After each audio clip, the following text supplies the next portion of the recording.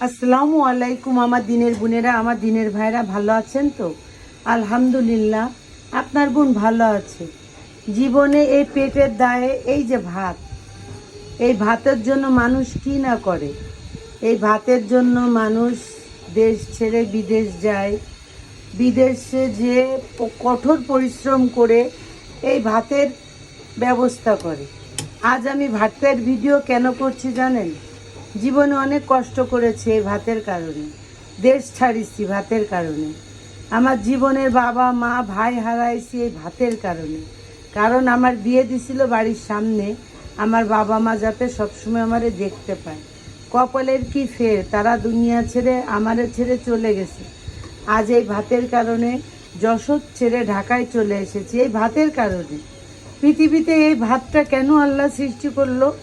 কেন আল্লাহ এই ভাতটা কেন মানুষকে খাওয়ার জন্য দিল? যদি এই ভাত না দিত, মারামারি কাটাকাটি গন্ডগোল কোনো হানাহানি হতো না।